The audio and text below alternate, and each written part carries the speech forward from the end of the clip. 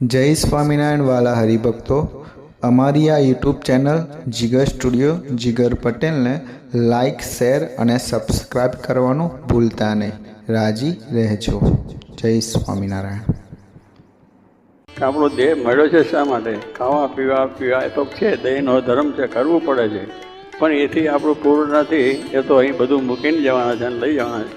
પણ એ બધાની અંદરની જે આસક્તિ છે દૂર થાય અને આપણને આત્માનું બ્રહ્મરૂપનું જ્ઞાન થાય, એ માટેની આ વાત છે. તો કહેવાનું શું છે કે આ પ્રમાણે ગુણાશ્રય કે આપણો દેહ એટલા માટે મળ્યો છે કે બ્રહ્મરૂપ થવું અને પરબ્રહ્મની ભક્તિ કરવી. આ બધા શાસ્ત્રોનો સાર છે. એ જ વાત આમાં વાચાત્મક મહારાજે કહ્યું છે. ગુણાતાન સ્વામી પણ એ જ વાત સમજાવી છે કે આપણે આ પ્રમાણે દેહને એ રીતે સમજવાનું છે કે હું આત્મા છું. આ દેહ છે એને તો બોલીએ પણ એ દેહને જો આપણે ફલાણું નામ છે, ફલાણું ગામ છે, ફલાણો હોદ્દા છે, અધિકાર છે, એ બધું હોય અને એને માટે કોઈ પણ કહે તો દુઃખ થાય કે તું મૂર્ખ છે. ભાઈ આપણે પહેલાં છે, મૂર્ખ નથી, પણ દુઃખ થઈ જાય.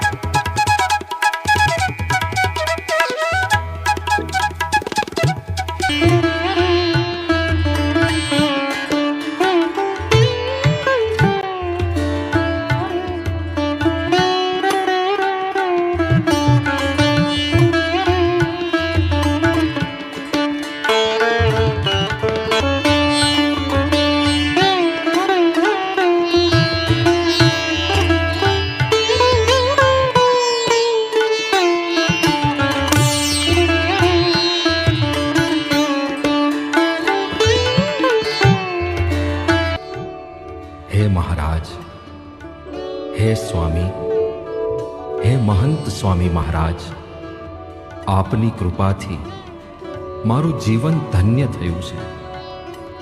આપે મને દિવ્ય સત્સંગ સમાજની ભેટ આપી છે. અહીં પળે પળે હું નિર્મળ પ્રેમનો અનુભવ કરી રહ્યો છું.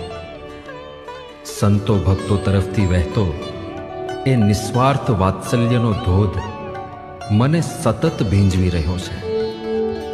ભલે લોહીનો સંબંધ નથી, પણ સ્વામી, આપના સંબંધે અહીં સૌ એકમેકમાં ઓળઘોળ થઈ ગયા છે. એટલે જ સંતો ભક્તોની મારા પ્રત્યેની આત્મીયતાનું સ્મરણ કરતાં હું ગદગદ થઈ જાઉં છું.